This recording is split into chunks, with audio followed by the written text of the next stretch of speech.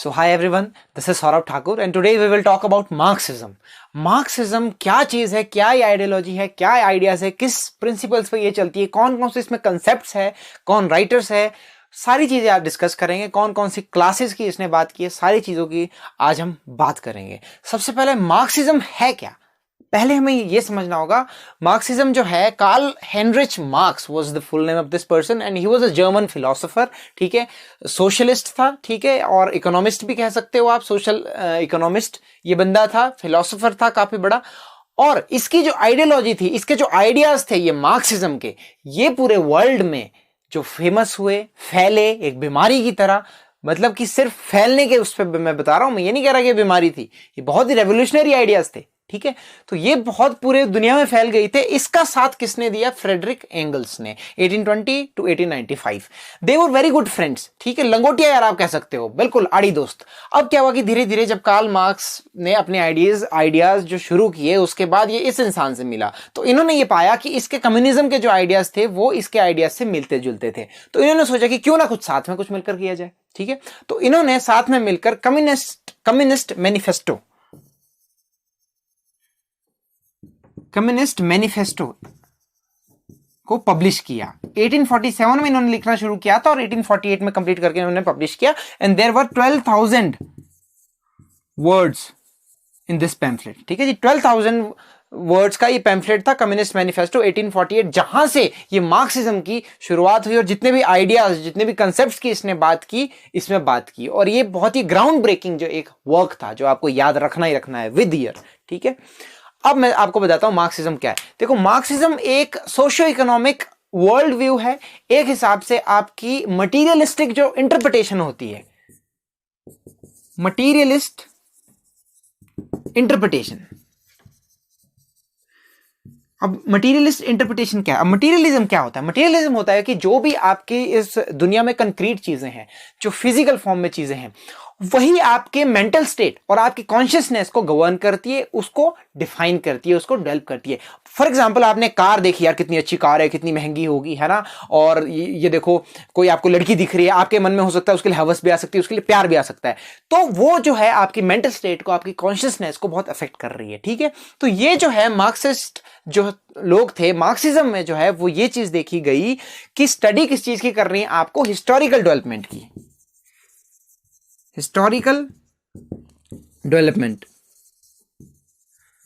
The study of historical development. कैसे? एक materialist interpretation के साथ।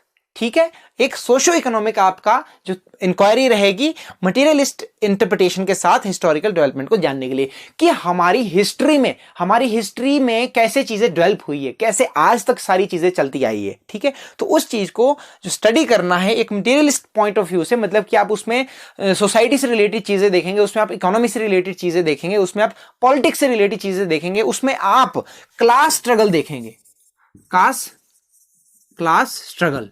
ठीक है, उसमें आप सोशल कन्फ्लिक्ट्स की बात करेंगे। ठीक है, सोशल कन्फ्लिक्ट्स क्या क्या है और क्लास स्ट्रगल क्या है। अब ये जो है, ये एक बात बोलते हैं मार्क्सिस्ट्स कि ये जो कार्ल मार्क्स ने ये बात बोली है कि जो जितनी भी हमारी हिस्ट्री है, the history is a narrative of nothing but class struggle.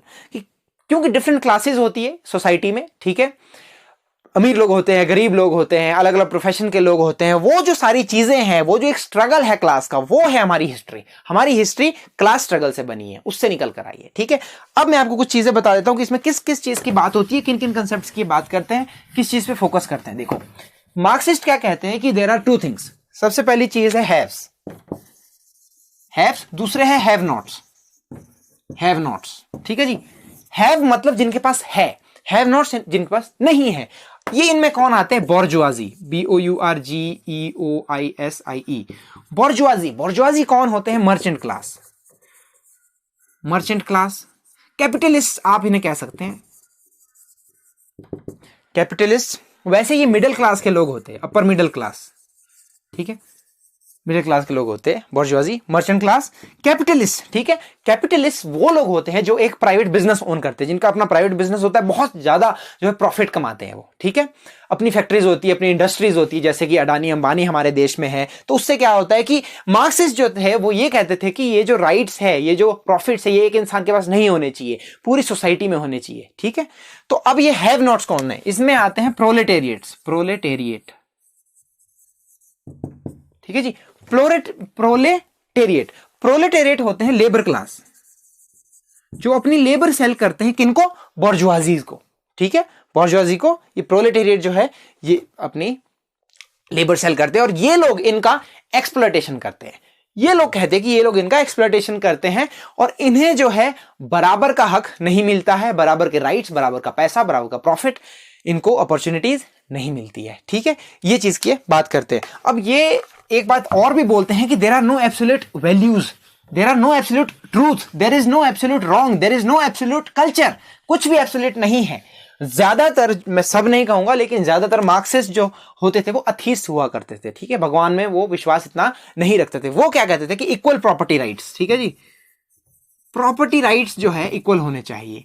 ठीक है, ये सोशलिज्म होना चाहिए। ठीक है जी, सोशलिज्म, कम्युनिज्म।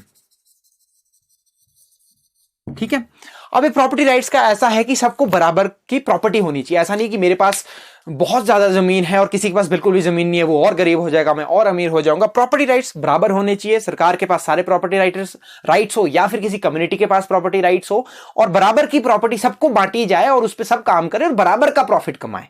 ये इनका मकसद था। सोशलिज्म क्या कहता है, सोशलिज्म कहता है कि जितने भी हमारे सोसाइटी में एक्सचेंजेस है, जो भी अपॉर्चुनिटीज है, जो भी हमारा प्रॉफिट है, वो किसी एक के हाथ में ना हो करके, या फिर किसी एक ग्रुप ऑफ पीपल के हाथ में ना हो करके, किसके हाथ में हो, एक कम्युनिटी के हाथ में हो, कम्युनिटी एज अ होल। ठीक है, सोसाइटी के पास हो। समझ गए, तो वो होता है सोशलिज्म। कम्युनिज्म भी यही है, एक classless society, classless, stateless, moneyless.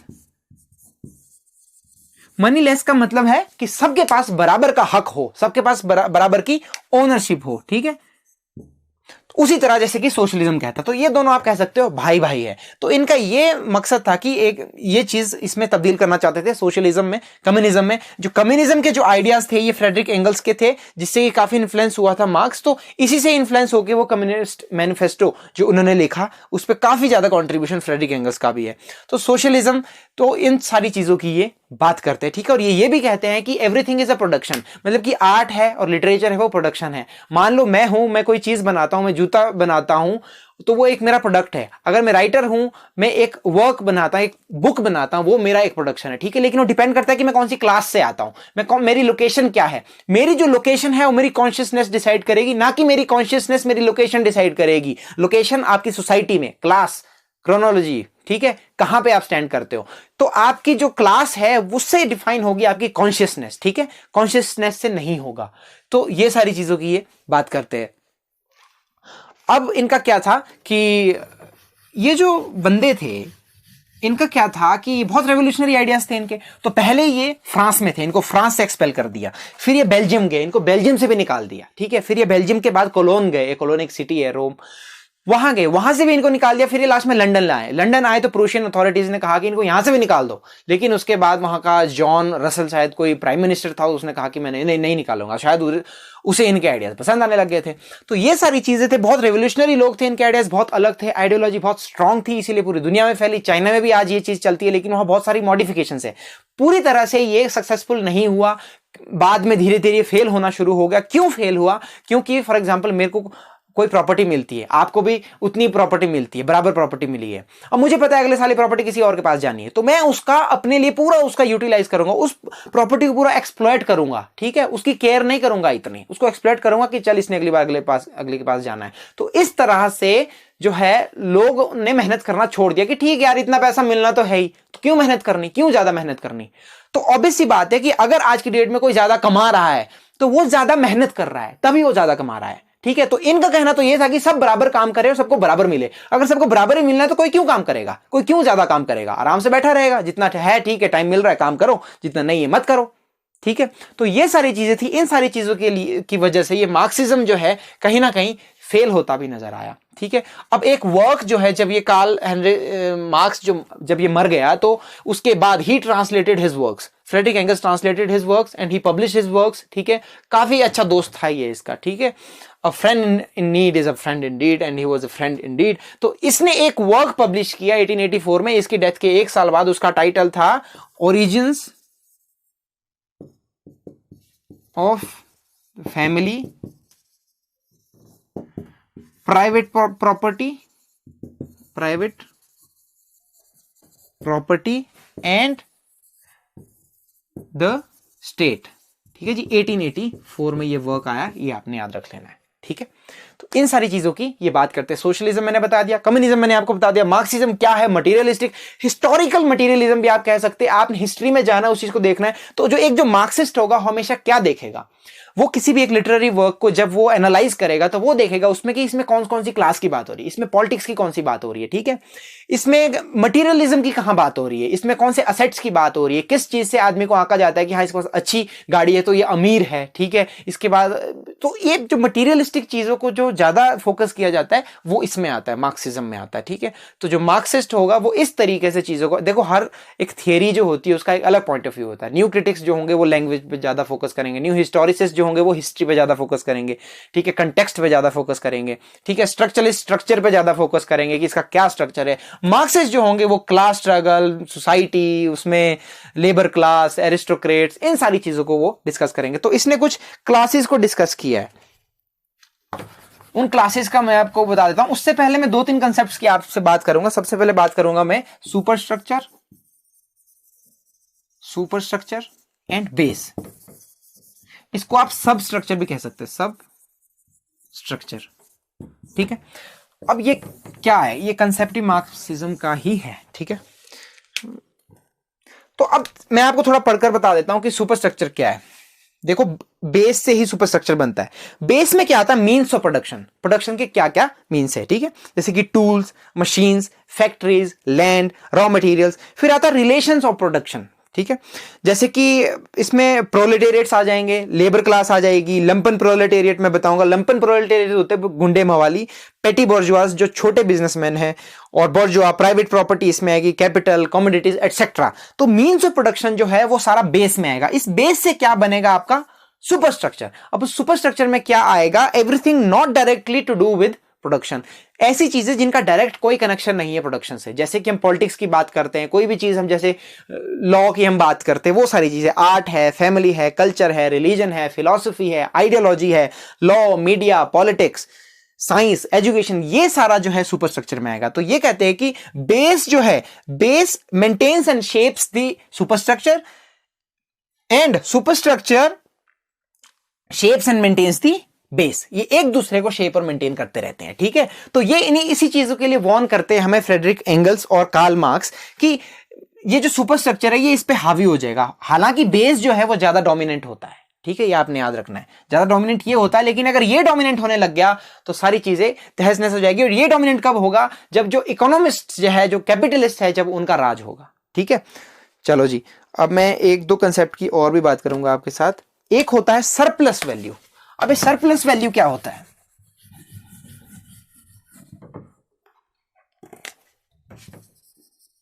Surplus value is the difference between the value generated and the value received by the labourer. नहीं समझे, मैं समझाता हूं। एक ऐसी वैल्यू, फॉर एग्जांपल मैं एक लेबरर हूं, मैं ये मार्कर बना रहा हूं, मैंने ये मार्कर बनाया, और इन सारे मार्कर से क्या हुआ कि जो मेरा ओनर है उसका 1 लाख का फायदा हुआ, लेकिन वो ओनर मुझे सिर्फ 5,000 सैलरी दे रहा है। तो वो जो बीच का गैप है, जो मैंने जनरेट किया लेकिन उसका फायदा मेरे मालिक को मिला, मुझे नहीं मिला, उसे कहते हैं सरप्लस वैल्यू। तो कार्ल मार्क्स कहता है कि लोगों की सरप्लस वैल्यू को जो है निगला जा रहा है, खाया जा रहा है ओनर्स के द्वारा। और इससे क्या हो रहा है, इससे एलिनेशन हो रहा है। एलिनेशन हो रहा है किसका, जो लेबर क्लास है उनका एलिनेशन हो रहा है, और उनको दरकिनार किया जा रहा है। उससे वो और गरीब होते जा रहे हैं, और जो प्रॉफिट यहां से आ रहा है, उस प्रॉफिट से जो ओनर है वो और अमीर होता चला जा रहा है। इन सारी चीजों को एक्सेप्ट नहीं करते हैं, क्योंकि ये सोशलिज्म की बात करते हैं, ठीक है, कम्युनिज्म की बात करते हैं, मार्क्सिज्म जो है उसकी बात करते हैं। तो ये कहते हैं कि सबको बराबर का हक हो, सबको बराबर का पैसा मिले, ठीक है। अब एक कंसेप्ट आता है क्लास कॉन्शियसनेस।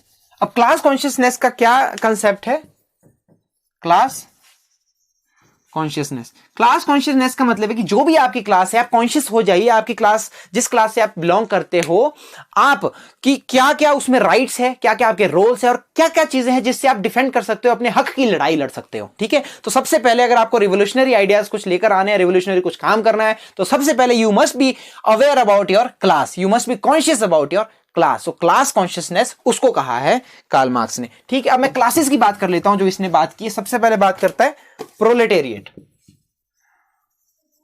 प्रोलेटेरिएट जो मैंने बताया लेबर क्लास जो कि काम करती है किसके अंदर, अंडर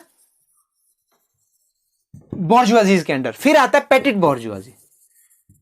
पेटिट बॉर्जुआजी, पेटिट बॉर्जुआजी वो लोग होते हैं जो दिहाड़ी में लोगों को भी अपने पास रखते हैं और खुद भी थोड़ा बहुत काम करते हैं, मतलब कि छोटे मोटे बिजनेसमैन होते हैं, उनके पास इतना ज्यादा पैसा नहीं होता है, वो थोड़ा बहुत खुद भी काम करते हैं। जैसे कि मेरे बगीचे में अगर कोई लेबर लगा है तो मैं भी साथ में हाथ बढ़ा दूंगा कि चल थोड़ा ही पैसा बच जाए। ठीक है, तो वो होते हैं पेटिट बॉर्जुआजी। उसके बाद आते हैं आपके लंपन प्रोलेटेरिएट। ठीक है जी, लंपन प्रोलेटेरिएट होते हैं गुंडे मवाली भिखारी जिनका कोई भी उसमें रोल नहीं है आपकी इकोनॉमी में। ठीक है, वो आते हैं लंपन प्रोलेटेरिएट। उसके बाद आते हैं आपके लैंडलॉर्ड्स। लैंडलॉर्ड्स वो लोग होते हैं जिनके पास थोड़ी बहुत जमीन होती है, उन्होंने रिटेन करके रखी हुई होती है, थोड़ी बहुत उनके पास होता है, इतने अमीर नहीं होते हैं वो, ना ही इतने गरीब होते हैं। ठीक है, थोड़ा बहुत उनके पास रिटेन की होती है उन्होंने प्रॉपर्टी वगैरह। फिर आपका लास्ट में पेजेंट्री, पेजेंट्री एंड फार्मर्स। अब ये जो पेजेंट्री और फार्मर्स है ये छोटे मोटे लोग होते हैं, छोटे मोटे फार्मर्स होते हैं। ये धीरे धीरे या तो ये लैंडलॉर्ड्स बन जाते हैं या फिर ये प्रोलेटेरिएट्स बन जाते हैं। ठीक है, प्रोलेटेरिएट्स जो कि गरीब लोग, लेबर क्लास है जो कि लेबर सेल करते हैं बोर्जुआजी को, बोर्जुआजी कैपिटलिस्ट अमीर लोग। ठीक है, उससे भी ऊपर एरिस्टोक्रेट्स आते हैं फिर, और पेटिट बोर्जुआजी जो छोटे बोर्जुआजी से छोटे बिजनेस मैन है, लंपन प्रोलेटेरिएट गुंडे मवाली भिखारी, उसके बाद लैंडलॉर्ड्स और जिन्होंने थोड़ी बहुत प्रॉपर्टी रिटेन करके रखी है, फिर पेजेंट्री फार्मर्स जो कि धीरे धीरे या तो लैंडलॉर्ड्स बन जाते हैं या फिर प्रोलेटेरिएट्स बन जाते हैं। ठीक है, तो इन्हीं सारी क्लासेस को ये खत्म करना चाहते थे मार्क्स। ये चाहते थे कि सबको बराबर का हक मिले, सब लोग बराबर रहे। ठीक है, तो ये था आपका मार्क्सिज्म। तो मैंने आपको बहुत सारी चीजें बता दी इसमें। मैंने आपको बताया हैव्स एंड हैव नॉट्स की बात करते हैं, कम्युनिज्म की बात करते हैं, मटेरियलिस्टिक इनका पॉइंट ऑफ व्यू होता है। ठीक है, पॉलिटिक्स की भी बात करते हैं और सोसाइटी सोशल जो कन्फ्लिक्ट्स है, क्लास स्ट्रगल है, उन सारी चीजों की बात करते हैं। ठीक है, अब आपने क्या करना है कि कार्ल मार्क्स के 2-4 वर्क्स उनके नेम्स को रट लेना है और फ्रेडरिक एंगल्स के 2-4 नेम्स को रट लेना है, क्योंकि रटने वाले काम आपने करने, समझाने वाला मैंने करना है। समझाने वाला मैंने कर दिया जो कि मुश्किल था, जो कि शायद सभी लोगों को समझ नहीं आता होगा, मुझे भी काफी टाइम लगता है लेक्चर्स प्रिपेयर करने में, उसको समझना है फिर उसको समझाना है ना। तो मैं एक बार देख लेता हूं कुछ छूट ना गया हो। मैंने वर्क्स आपको 1-2 वर्क्स जो कम्युनिस्ट मैनिफेस्टो और ये 2 चीजें मैंने आपको बता दी है। ठीक है जी, तो मैंने आपसे सारे कंसेप्ट डिस्कस कर लिए, एलिनेशन भी कर लिया, आपके साथ क्लास कॉन्शियसनेस भी कर लिया और बाकी इसकी क्लासेस भी बता दी और सारा आइडियाज आपको डिस्कस कर दिया। अब मैं समझता हूं कि मार्क्सिज्म आपको समझ में आ गया होगा। अब हम टर्न वाइज टर्न पर्टिकुलर एक राइटर की बात करेंगे, उसके वर्क्स और टर्म्स की आगे हम बात करेंगे आने वाले लेक्चर्स में और पूरे मार्क्सिज्म को खत्म कर लेंगे। ठीक है जी, बहुत बहुत धन्यवाद ये वीडियो देखने के लिए। आपको पसंद आता है तो you can follow me on Instagram also. ठीक है, दाना multitasker is the name and अच्छे फीडबैक्स दीजिए कमेंट करके, और ताकि मुझे और मोटिवेशन मिले आगे लेक्चर्स बनाने के लिए। तब तक के लिए अपने लाइफ को पूरी तरह एंजॉय करो, क्योंकि लाइफ बहुत छोटी सी है। ठीक है, पता नहीं है कदों पटाखा पै जाना है, कब क्या हो जाना है, तो इसीलिए एंजॉय करो और खुश रहो, मस्त रहो, नेट जेआरएफ निकालो। बाय।